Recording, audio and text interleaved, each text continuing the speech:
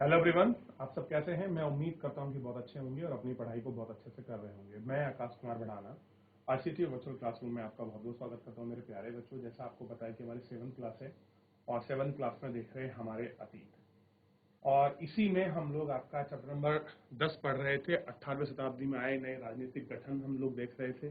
Basically एक lecture इसमें हो चुका था। आज हम लोग सेकेंड लेक्चर करेंगे और कोशिश रहेगी कि ये चैप्टर को हम लोग पूरा आज इसको अच्छे से आपका देख लें, पढ़ लें। ठीक, चलिए। तो इतना जो चैप्टर है हम इसको पूरा गौर करके बहुत अच्छे से देख चुके हैं। तो अब मुझे बताइए, यदि आप मानचित्र 1 और 2 को ध्यानपूर्वक देखते हैं तो 18वीं शताब्दी के उत्तरार्ध में कुछ विशेष उल्लेखनीय घटनाएं हैं जो आपको देखने के लिए मिलेंगी और उन घटनाओं पर आप बात भी करें। ठीक है, चलिए।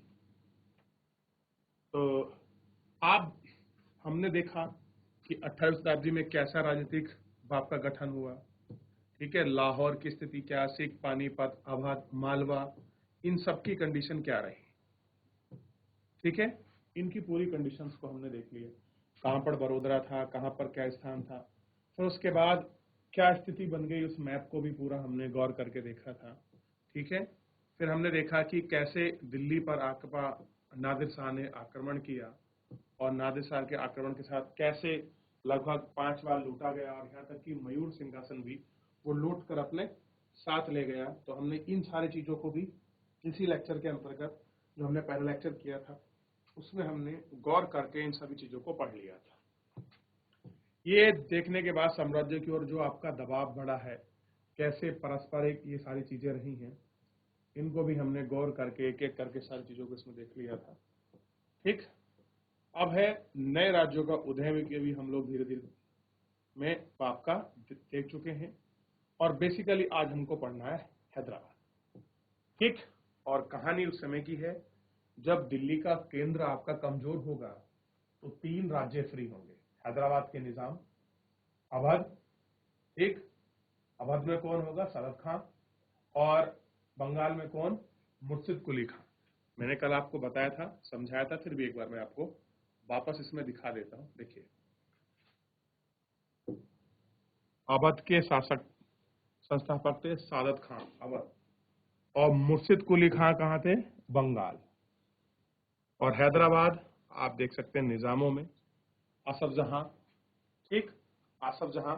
ये 3 ऐसे क्षेत्र हैं जो फ्री होंगे और इन तीनों को ही हमको इसमें गौर करके देखना है। ठीक, और इन तीनों पर बात करनी है।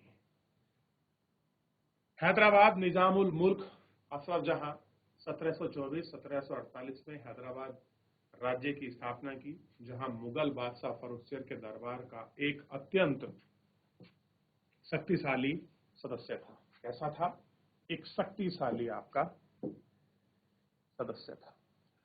उसे सर्वप्रथम अवध की सूबेदारी सौंप दी गई। और क्या हुआ, उस पे अवध की क्या थी, जो सूबेदारी थी वो सौंप दी गई और बाद में उसे दक्कन का कार्यभार दे दिया गया। 1720-1722 के मध्य में दक्कन प्रांत का सूबेदार होने की वजह से आसफ जहां के पास पहले से ही राजनीतिक और वित्तीय शासन की प्रक्रिया, वित्तीय, राजनीतिक और वित्तीय शासन का पर पूरा नियंत्रण था। कैसा था, उस पर उनका पूरा नियंत्रण था। जो राजनीतिक और वित्तीय प्रशासन पर पूरा आप उनको देख चुके हैं। दक्कन में होने वाले उपद्रवों और मुगल दरबारों में चल रही प्रतिस्पर्धा का फायदा उठाकर उसने सत्ता हथिया ली। क्या हो गया कि उसने सत्ता को, जो सत्ता थी उस पर भी अपना कब्जा कर लिया। किसने, मुगल दरबार में चल रही प्रतिस्पर्धा में इन्हें आसफ उस क्षेत्र का वास्तविक शासक बन गया। और क्या हो गया कि उस क्षेत्र का वास्तविक शासक बन गया। कहां का, हैदराबाद। ठीक, यानी कि जैसे ही सेंट्रल कमजोर दिखाई दिया तो जो उनके अधीनस्थ आपके सैनिक थे, जो आप कह सकते हैं जो गवर्नर थे, आपके सूबेदार थे, उन्होंने अपने आप को मजबूत रूप किया और खास कर राजनीतिक और आर्थिक रूप से अपने आप को सशक्त बना लिया। और इसकी वजह से वो पूरे प्रशासनिक नियंत्रण और वित्तीय व्यवस्था को अपने ऊपर वो मैनेज करने लग गए। ठीक, ये इसमें इसकी ये सारी चीजें क्या हो रही थी, ये सब चीजें इसी प्रक्रिया के आपके दौरान घटना जो थी घटित हो रही। आसफ जहां अपने लिए कुशल सैनिकों और प्रशासकों को उत्तरी भारत से लाया था। कहां से लाया था? उत्तरी भारत से। और वे दक्षिण में नए अवसर पाकर प्रसन्न थे। उसने मनसबदार नियुक्त किए और उन्हें जागीरें प्रदान की। क्या कर दिया? उनको मनसब दिया और उनको जागीरें प्रदान कर दी। हालांकि वे अभी भी मुगल सम्राट का सेवक था। फिर भी क्या रह रहा था? अपने आप को आज भी क्या कह रहा था कि जो मुगल सम्राट है, मैं क्या हूं? उन्हीं का आपका सेवक हूं। ठीक, भले ही उसको नए अवसर प्राप्त हुए हैं, चाहे कुशल सैनिक हो, प्रशासन हो, लेकिन क्या कह रहा है? मैं आज भी उनका सैनिक हूं। फिर भी वह काफी आजादी से शासन चला रहा था। ना तो वह दिल्ली से कोई निर्देश लेता था और ना ही दिल्ली के कामकाज से कोई हस्तक्षेप। क्या कर रहा था? दिल्ली से कोई मतलब नहीं था, ना किसी आपका निर्देश को लेकर, ना किसी कामकाज की चीजों को लेकर। बेसिकली वो जनता को ये आपका दिखाना चाह रहा था कि आज भी हम कैसे हैं, हम मुगल सम्राट के सेवक हैं उसके रूप में, ताकि जनता आपकी विद्रोही ना हो जाए, कोई ऐसी चीज देखने को ना मिल जाए इस तरह की चीज में। मुगल बादशाह तो केवल निजामुल मुल्क असफ जहां द्वारा सबसे पहले निर्णय की ही संतुष्टि पा करते थे। यानी कि जो आपका निजामुल मुल्क यानी कि आसफ जहां के जो द्वारा दिए गए आपके निर्णय थे, उन्हीं की वो पुष्टि भी।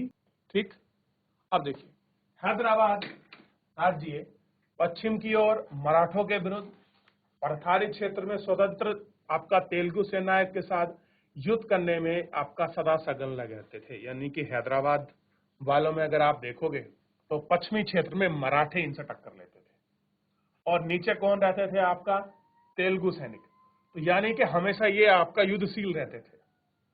पूर्व की दिशा में निजामुल मुल्क असफ जहां कोरोमंडल तट पर स्थित, जो कोरोमंडल तट है खास कर तमिलनाडु का जो कोस्टल एरिया उसी को बोलते हैं, वहां इतना बढ़िया वस्त्र उत्पादन के लिए फेमस था, पर उसका अपना नियंत्रण और महत्व कहां से रखता था कि कोरोमंडल तट से होने वाला आपका कॉटन या जो भी आपके कपड़े की आपका व्यापार हो रहा है उस पर उसका नियंत्रण होना चाहिए। तो उस समय कोरोमंडल तट से ये सारी चीजें होती थी। ठीक, पर उनकी इस महत्वाकांक्षा पर उस क्षेत्र में ब्रिटिश शक्ति की उपस्थिति के कारण रोक लग गई थी। और यही कारण है कि जब वहां ब्रिटिशर आ रहे थे तो ब्रिटिशर की उपस्थिति के कारण क्या हो गई थी, उनको वहां पर जो रोक था वो लग गई थी। ठीक ठीक, अब चलिए, तो ये समझ आया आपको क्या था? यानी कि कुल मिलाकर अवध में मतलब हैदराबाद का शासन किस तरह चल रहा था, निजामुल मुल्क असफ शाह किस तरह से शासन चला रहा था। अब देखिए, निजाम की फोर्स, निजाम हैदराबाद के निजाम की निजी सैनिकों का वर्णन 1790 में। निजाम के पास 400 हाथी की सवारी थी। उसके पास आसपास कई हजार घुड़सवार रहते थे। अत्यधिक कुशल और अत्यधिक सजे सवार का संकेत का वेतन 100 रुपए से ज्यादा था। अब सोचिए, 1790 में 100 रुपए वेतन दे रहा था वो अपने सैनिकों को। कितने रुपए? 100 रुपए वेतन था।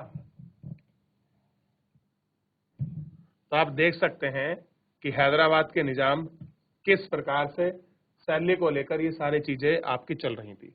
इतनी बड़ी मजबूत सशक्त सेना के साथ मराठा लड़ रहे थे और मराठाओं का साम्राज्य इनकी तुलना में बड़ा छोटा था। ऐसा था, इनकी तुलना में बड़ा छोटा। तो ये कहानी थी हैदराबाद की फ्री होने की दिल्ली से। ठीक, औरंगजेब के पश्चात की। तो इसे आपने देखा, पढ़ा, समझा, कुछ क्वेरी हो पूछिए, नहीं तो फिर सीधा बढ़ते हैं एक नया क्षेत्र। जिस तरह से अवध फ्री हो रहा है उसी तरह से जिस तरह से आपका जो है हैदराबाद फ्री हुआ है, अब अवध के नंबर है। अवध अवध बुरहान उल मुल्क यानी कि सादत खान को 1722 में अवध का सूबेदार नियुक्त किया गया। मुगल सम्राट का विघटन हो जाने से जो राज्य बने उसमें यह राज्य सर्वाधिक महत्वपूर्ण राज्यों में से एक था। अवध एक समुद्र शक्तिशाली प्रदेश था जो गंगा नदी के उपजाऊ मैदान में फैला हुआ था। उत्तरी भाग बंगाल के बीच व्यापार के प्रमुख मार्ग से होकर गुजरता था। कह रहे हैं कि अगर आप देखोगे तो जितने और महत्वपूर्ण है उसी में ये भी बड़ा महत्वपूर्ण है। कौन? अवध। अगर अवध का क्षेत्र देखोगे तो गंगा की जो उपजाऊ जमीन है ये इसमें पड़ता था, बहुत बड़ा क्षेत्र, और ये आर्थिक रूप से सशक्त था, और खास कर खाद्यान्न चीजों में लेकर यहाँ कोई समस्या किसी प्रकार की नहीं होती थी। और यहाँ से मुगल साम्राज्य बहुत अच्छा जो टैक्स था, जो कर था, वो इस क्षेत्र से आपका वसूलते। क्या थे? बहुत अच्छे रूप में आपका टैक्स होता वसूलते थे। ठीक, देख लिया? तो ये अवध की स्थिति थी। अब थोड़ा सा आगे पढ़ते हैं और अवध को देखते हैं। बुरहान उल मल्क ने जो भी अवध की सूबेदारी, दीवानी और फौजदारी एक साथ अपने हाथ में ले ली और सूबे में राजनीतिक, वित्तीय और सैनिक मामलों का एकमात्र कर्ता धर्ता बन गया। आप जिनकी इमेज देख रहे हैं, आप देखिए, ये क्या बन गए? एकमात्र कर्ता धर्ता बन गए। बुरहान उल मुल्क ने अवध क्षेत्र में मुगल प्रभाव को कम करने की कोशिश की। कोशिशों के चलते मुगल द्वारा नियुक्त अधिकारी जागीरदारों की संख्या में आपकी कटौती कर दी। क्या कर दी उसने? आपका कटौती आपका कर दी, और रिक्त स्थानों को अपने निकटवान सेवकों को नियुक्त किया। धोखाधड़ी से रोकने के लिए जागीर अधिकारी के खाते व लेखों की जांच की। नवाब के दरबार द्वारा नियुक्त की गई सभी जिलों के राजस्व के लिए आपका निर्धारण किया गया। ठीक, उनके राजपूत जमींदारों, रोहिलखंडे, अफगानों की भूमि आपका इनमें सब आपका मिला ली थी। ये सब क्या थे? इसमें मिले हुए थे। ठीक, अब नीचे पिक्चर है बुरहान उल मुल्क की। तो ये थे अवध के संस्थापक। देख लीजिए, एक अलग व्यक्तित्व आपको दिखाई देगा। ठीक, अवध के संस्थापक बुरहान उल मुल्क का देख लिया। आगे बढ़े, चलिए अब देखिए, राज्य ऋण प्राप्त करने के लिए स्थायी सेठ, साहूकार और महाजनों पर निर्भर था। राज्य राजस्व का ठेका सबसे ऊंची बोली लगाने वालों का इजारेदार देता था। इजारेदार राज्य को एक निश्चित रकम का आपका वचन देता था। स्थानीय साहूकार राज्य को ठेके के रूप में रकम की आपकी गारंटी देते थे। दूसरी ओर इजारेदार को कर मूल्यांकन और उसके एकत्र की एक खासी आपकी छूट देते थे। इन परिवर्तनों के फलस्वरूप साहूकार और महाजनों में जैसे में कई नए सामाजिक समूह राज्य के राजस्व आपकी प्रणाली के संबंध को आपके प्रभावित करने लगे। पहले ऐसे कभी नहीं हुआ था। और कह रहे कि जिस तरह से साहूकार और महाजन जिस तरह की नई सामाजिक राजस्व व्यवस्था प्रणाली को आपका प्रभावित कर रहे थे, उनको प्रबंधन कर रहे थे। स्थानीय ठेकेदार ठेके की रकम की बात की वसूलने की गारंटी दे रहे थे। राजस्व का ठेका ऊंची कीमतों पर लगाया जा रहा था। तो ऐसा कभी अवध में आज से पहले नहीं हुआ था। क्या हुआ था? आज से पहले ऐसा अवध के अंतर्गत नहीं हुआ था। तो ये सारी घटनाएं, ये सारी चीजें क्या थी?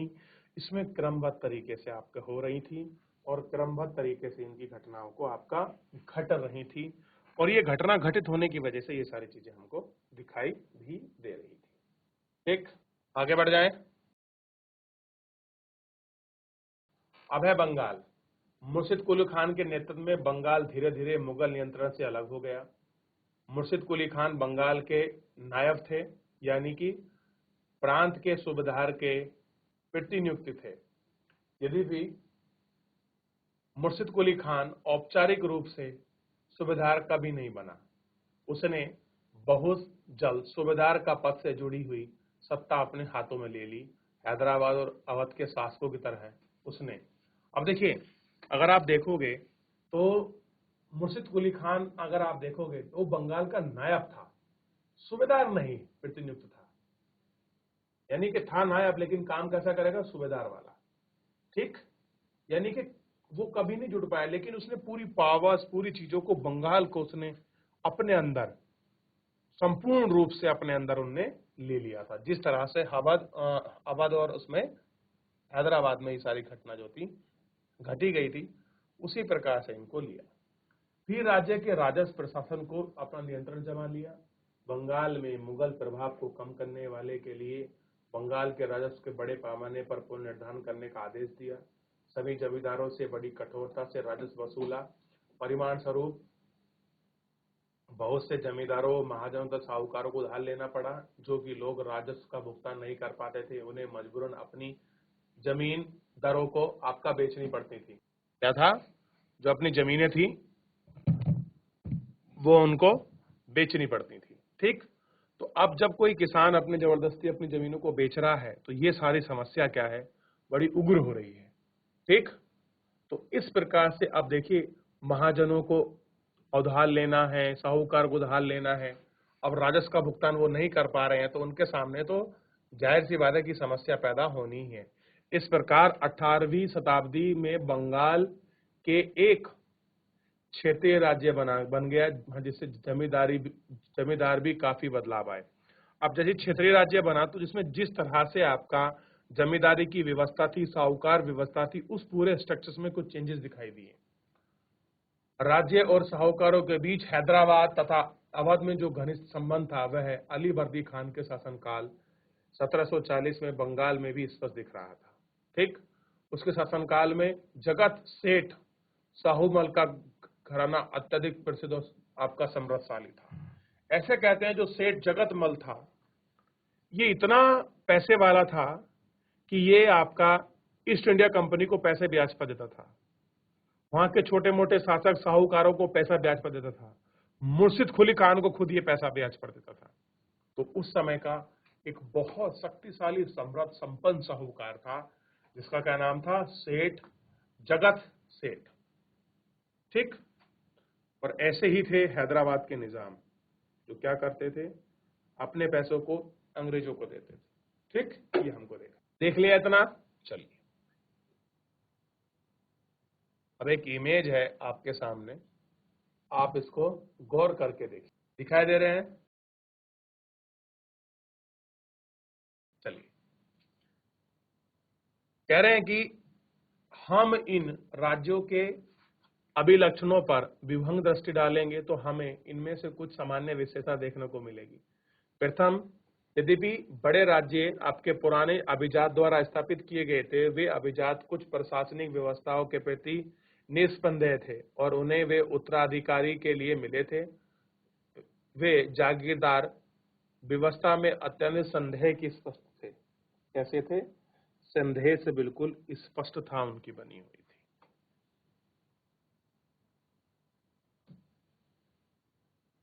ठीक, दूसरा, उनका कर प्राप्त के लेकर मुगल तरीकों से भी भिन्न था। कर संग्रह के लिए राज्य के अधिकारी पर आपका निर्भर न होकर तीनों ही राज्य अवध, हैदराबाद, बंगाल में राजस्व वसूली के लिए नई इजारेदार का आपका ठेका कर दिया।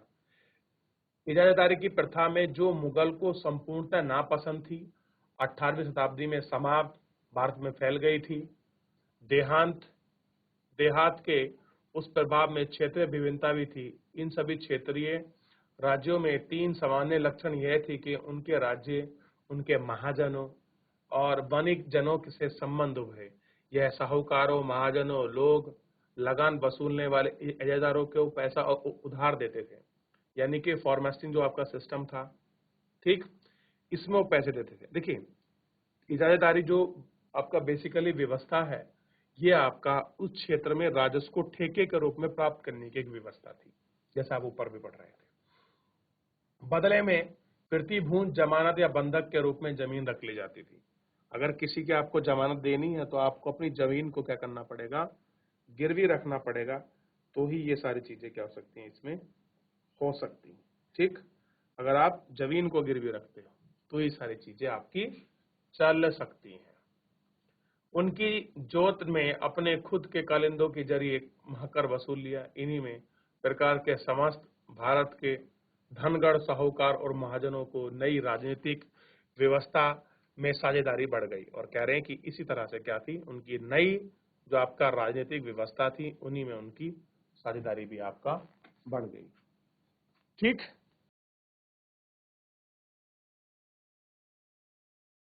तो इस प्रकार देखिए, यह है अली वर्दी खान का दरबार। ऐसा है, मुर्शिद कुली खान के बाद बंगाल के नवाब बने अली वर्दी खान। कौन बने हैं? अली वर्दी खान। क्लियर है? ये उनका बाप का दरबार है। इसको देखिए, देख लिया आपने? तो ये आपका बेसिकली आपका दरबार था, अली वर्दी खान का दरबार, जो आपका मुर्शिद कुली खान के बाद बंगाल का नवाब है। देखिए, पहले यहाँ व्यवस्था थी, आपका नवाब बनने की व्यवस्था नहीं थी। यहाँ तो या तो आपका नायब बनते थे या सूबेदार या गवर्नर के रूप में नियुक्ति मिलती थी।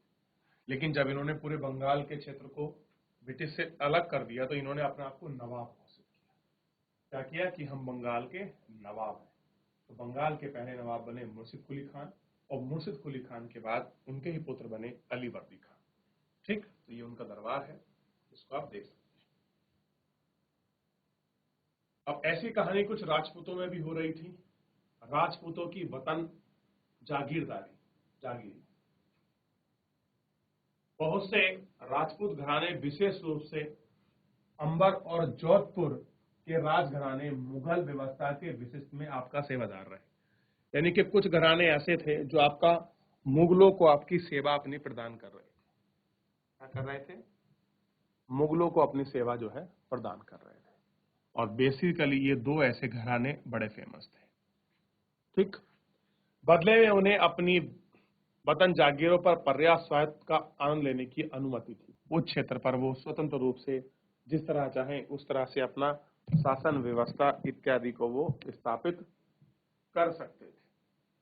ठीक, क्या कर सकते थे कि जिस तरह से वो शासन चलाना चाहे उस तरह से आपका चला सकते थे। ठीक, 18वीं शताब्दी में इन्हीं शासकों ने अपने आसपास के इलाकों पर अपना नियंत्रण का विस्तार करने के लिए अपने हाथ पैर मारने शुरू कर दिए। अब देखिए, ये है तो क्या करेंगे, अपना नियंत्रण फैलाएंगे, और नियंत्रण करने के लिए क्या कर रहे हैं, अपने हाथ पैर जो है मार रहे हैं।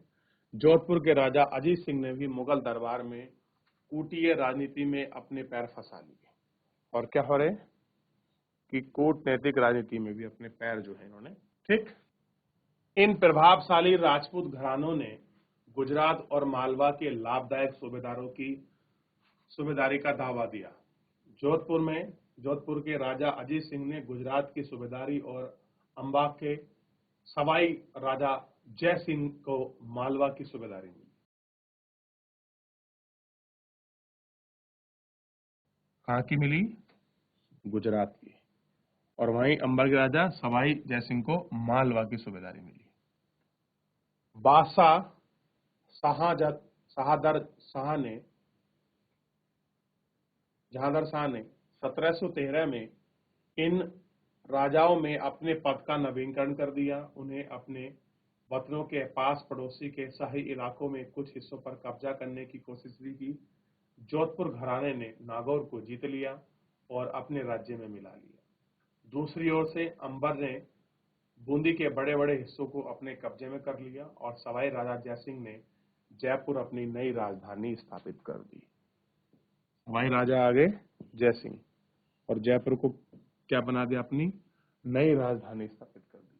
1722 में आगरा की सूबेदारी दे दी गई, और 1740 के दशक से राजस्थान में मराठों के अभियानों ने इन रजवाड़ों पर भारी दबाव डालना शुरू कर दिया, जिससे उनका अपना विस्तार आगे होने से रुक गया।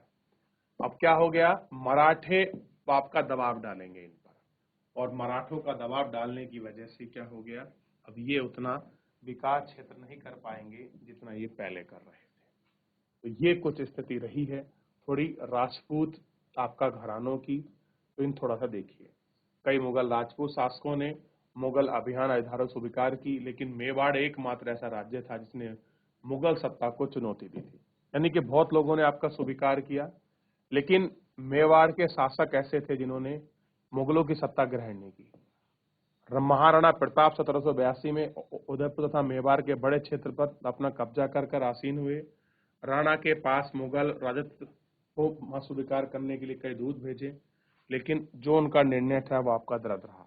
आप देखते हैं महाराणा प्रताप मेवाड़ के शासक थे, और उन्होंने मुगल साम्राज्य को स्वीकार नहीं किया, जबकि अंबर और जोधपुर के शासकों ने उनका स्वागत किया था इन सब चीजों के लिए। तो ये थोड़ी हिस्ट्री रही है राजपूत घरानों की, ये थोड़ा सा देख सकते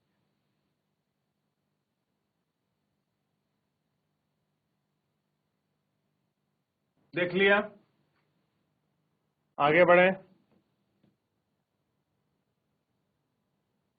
कई राजपूत सरदारों ने पहाड़ियों की चोटी पर किले बनाए जो कि सत्ता के केंद्र बने।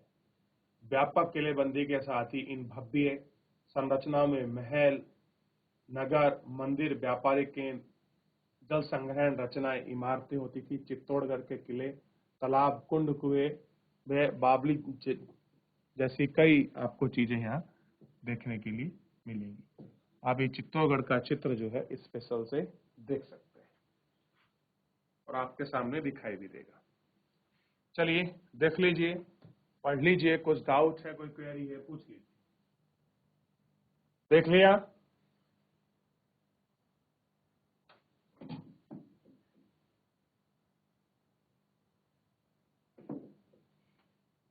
आगे बढ़े, देखें इन सब चीजों को, गौर करें। तो मेरे प्यारे बच्चों, इस लेक्चर को फिलहाल आज इतना ही, यहीं तक समाप्त करते हैं। बाकी इस पूरे चैप्टर को शेष हम लोग नेक्स्ट लेक्चर में देखेंगे। फिलहाल आज के लिए इतना ही, मिलते हैं नेक्स्ट लेक्चर में। तब तक अपना ध्यान रखिए, स्वस्थ रहिए, अपनी पढ़ाई को बहुत अच्छे से करते रहिए। मुझसे जुड़ने के लिए आपका बहुत बहुत